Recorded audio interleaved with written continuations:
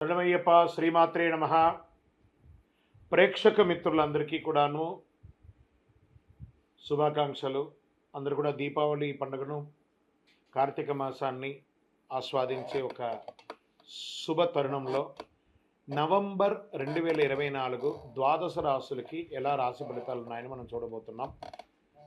ఈ రాశి ఫలితాలన్నీ కూడాను ఎవరికి వాళ్ళు ఈ నెల నాకు ఎలా ఉండబోతుంది, వ్యాపారం ఎలా ఉంటుంది, ఉద్యోగం ఎలా ఉంటుంది, చదువు ఎలా ఉంటుంది, నా రియల్ ఎస్టేట్ రంగం ఎలా ఉంటుంది, లేదా వృత్తిపరంగా నాకు ఎలా ఉంటుంది, కళాకారులకు ఎలా ఉంటుంది, ఒక తపన, ఒకటి తెలుసుకోవాలని ఒక తపన. దీన్ని మనం అన్ని రకాలుగా గోచార గ్రహస్థితులు అన్నింటినీ దృష్టిలో పెట్టుకొని మనం చెప్తున్నాం. ఈ యొక్క గోచార గ్రహస్థితి ప్రకారం మీ యొక్క జాతకానికి ఒక 40% వర్తిస్తుంది. మీ వ్యక్తిగత జాతకం ద్వారా, సంపూర్ణ జాతకం ద్వారా 100% మీరు తెలుసుకోవచ్చు. మీ వ్యక్తిగత జాతకాని కోసం మీ పరిసర ప్రాంతాల్లో ఉన్నటువంటి గురువుల్ని సంప్రదించండి. జాతకం అనేది పడుతున్న వర్షానికి ఒక గొడుగే, కానీ జాతకం జీవితం కాదు. మీ యొక్క జీవితాన్ని భగవంతుడు లిఖితం ఎప్పుడో రాసేశాడు.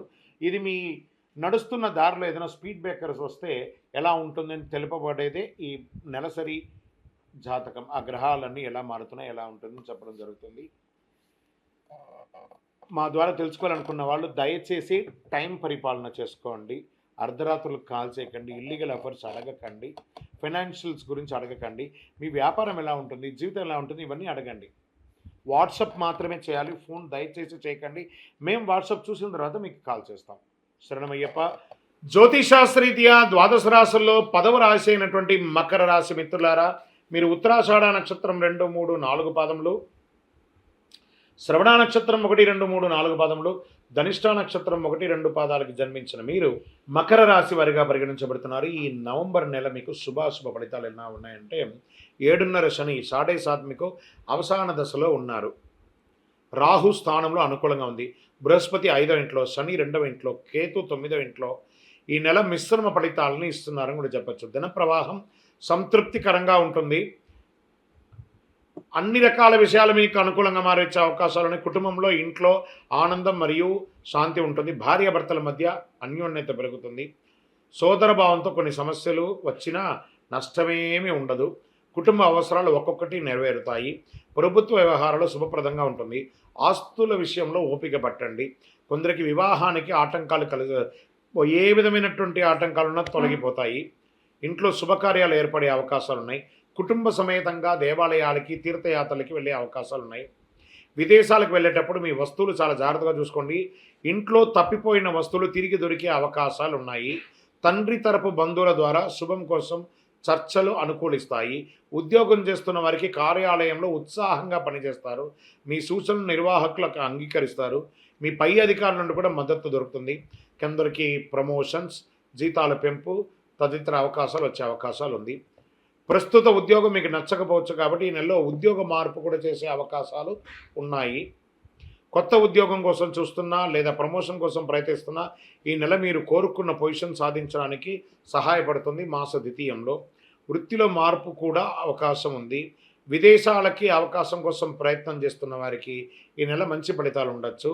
వ్యాపారంలో లాభాలు ఉంటాయి. మీ తోటి పోటీదారి వ్యాపారుల దగ్గర నుంచి మంచి అద్దె పొందుతారు. మీరు వ్యాపారాన్ని విస్తరించడంలో, కొత్త పెట్టుబడి పెట్టడంలో కాస్త ఆలోచించి చేయడం మంచిది. కొత్త ఒప్పందాలు వేసుకునేటప్పుడు చక్కగా ఎంఓఈలంతా కరెక్ట్గా రాసుకోవడం మంచిది. భూ సంబంధిత వ్యవహారాల్లో, న్యాయ సంబంధిత వ్యవహారాల్లో ఆర్థికంగా లాభం పొందే అవకాశాలు బాగా ఉన్నాయి. ఉద్యోగం చేస్తున్న మహిళలు, వ్యాపారం చేస్తున్న మహిళలకి ఇది ప్రోత్సాహకరమైనటువంటి మాసంగా చెప్పచ్చు. ఉద్యోగస్తులకి ఆశించిన లాభం స్త్రీల్లో దొరుకుతుంది. ట్రేడింగ్ ద్వారా, డ్రాస్ ద్వారా, లాటరీ ద్వారా ఈ నెల చాలా అద్భుతం పొందొచ్చు అని చెప్పచ్చు. ఆరోగ్యం ఉత్సాహంగా, ఉల్లాసంగా ఉంటుంది. ద్వితీయార్థంలో కాస్త రక్త ప్రసరణ, ఎముకలు, కంటి సమస్యలతో బాగుపడే అవకాశాలను జాగ్రత్త వహించండి. రాజకీయ నాయకులకి నెల చాలా బాగుంటుందని చెప్పచ్చు. షేర్ మార్కెట్ వ్యవసాయదారులకు కాస్త బాగుంటుందని కూడా చెప్పచ్చు. మీడియా రంగం వారికి, సాఫ్ట్వేర్ రంగం వారికి బాగుంటుంది. విద్యార్థులు మంచి ఉత్తీర్ణత పొందే అవకాశాలు ఉన్నాయి. ఈ నవంబర్ నెలలో లక్కీ డేస్ అని చెప్తే 1, 4, 8, 11, 15 తారీఖులో బాగుంటుంది. ఈ నెలలో చంద్రాష్టమం నవంబర్ 22/11/2024 5:10 సాయంత్రం నుండి 25/11/2024 5:02 ఉదయం వరకు 2:30 రోజులు చంద్రాష్టమం ఉంటుంది. ఈ 2:30 రోజులు జాగ్రత్త. వాహనం నడిపేటప్పుడు జాగ్రత్త, సంతకాలు పెట్టేటప్పుడు జాగ్రత్త, అన్ని రకాలుగా జాగ్రత్తగా ఉండండి. ఈ నెల కూడాను మీరందరూ కూడాను నవగ్రహాలకి ప్రార్థన చేయాలి.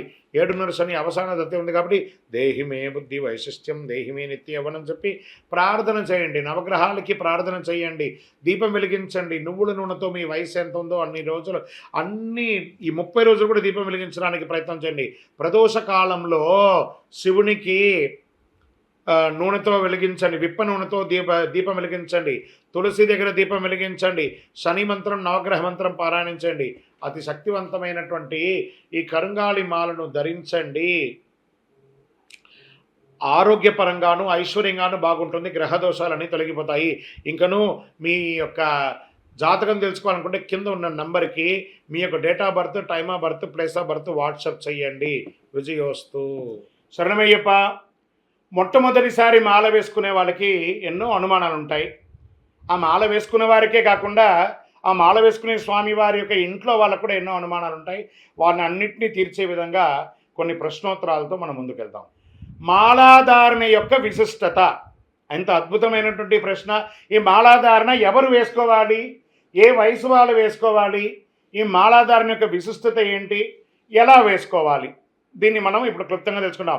ఈ అయ్యప్ప స్వామి వారి యొక్క మాల ఏమని చెప్తున్నాం? జ్ఞానముద్రాం శాస్త్రముద్రాం గురుముద్రాం నమామ్యహం వనముద్రాం శుద్ధముద్రాం రుద్రముద్రాం నమామ్యహం శాంతముద్రాం సత్యముద్రాం వ్రతముద్రాం నమామ్యహం శబర్యాచల సత్యేన ముద్రాం పాదు సదాభిమే గురుదక్షిణయాత్ పూర్వం తస్యానుగ్రహకారిణే శరణాగత ముద్రాఖ్యం ద్వన్ముద్రాం ధారయామ్యహం చిన్ముద్రాం కేసరీముద్రాం భద్రముద్రాం నమామ్యహం శబర్యాశ్రమముద్రాయై నమస్తుభ్యం నమో నమః. స్వామి అయ్యప్ప, జ్ఞానమును ప్రసాదించే, వైరాగ్యమును ప్రసాదించే మీ యొక్క ముద్రమాలను గురుముఖదా స్వీకరిస్తున్నాను. ఈ క్షణము నుండి అసత్యము పలుకను, సత్యమే పలికెదను. మధువు మాంసములను స్వీకరించను. స్త్రీలను, పిల్లలను, పెద్దవాళ్ళని గౌరవంతో ఉంటాను. మధుమాంసములు స్వీకరించను. సదా సర్వకాల సర్వావస్థలయందు మీ నామస్మరణ ఓం శ్రీ స్వామియే శరణమయ్యప్ప తారక మంత్రాన్ని జపం చేస్తూ బ్రహ్మచర్య దీక్షను పాటిస్తూ స్వామి అని పిలువబడే నీ నామానికి ఏ విధమైనటువంటి ఆటంకం కలంకం కలగకుండా నా దీక్షను నిర్వర్తిస్తానని ప్రమాణం చేస్తున్నాను. గురు దక్షిణయాత్ పూర్వం. మా గురుగారిని సత్కర్మలతో ఉన్నటువంటి పూజలు చేస్తున్న మా గురుగారికి గురుదక్షిణ సమర్పించి వారి దగ్గర నుంచి నేను ఈ యొక్క దీక్ష తీసుకుంటాను అని చెప్పి ప్రమాణం చేసి ఈ దీక్ష తీసుకోవాలి. ఇది దీక్షలో ఒక మాలాధారణలో ఒక విశిష్టత.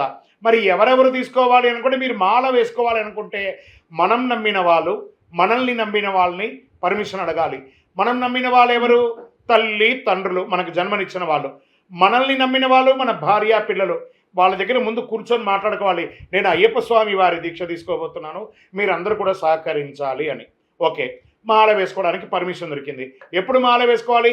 ఒక 2 రోజుల అవతల 3 రోజుల అవతల మనం మాల వేసుకుంటున్నామంటే ఈ 2-3 రోజుల క్రితం వరకే ఈ యొక్క కటింగ్, షేవింగ్ అవన్నీ చేసేసుకోవడము, మధుమాంసాలకి దూరంగా ఉండడము, మీ వేసుకోవాలనుకున్న మాలను తీసుకుపోయి చక్కగా శుభ్రం చేసి కడిగి పెట్టేసుకోవడము, మాలాధారణకు కావాల్సినటువంటి బట్టలు, నల్ల బట్టలు అవన్నీ కూడాను రెడీ చేసి పెట్టేసుకోవడము, ముందు రోజే గురుగారి దగ్గరికి పోయి పర్మిషన్ తీసుకొని, గురుగారు రేపు ఉదయం దీక్షకు వస్తున్నాను, మీరు ఎన్నింటికి రమ్మంటారని చెప్పి వారి దగ్గర పర్మిషన్ తీసుకోవడము, ఇలాంటివన్నీ కూడా చేయాలి. సరే, మాల కూడా వేసేసుకున్నాము. ఆ రోజు వచ్చేసింది, మాల వేసేసుకున్నాం. గురువుగారి దగ్గరికి వెళ్ళి పాద నమస్కారం చేసి, స్వామి నేను ఈరోజు దీక్ష తీసుకుంటాను అని చెప్పేసి ఆ స్వామివారి యొక్క దీక్షను, స్వామివారి యొక్క అనుక్షణం స్వామివారి నామస్మరణతో దీక్ష తీసుకోవాలి. శరణమయ్యప్ప.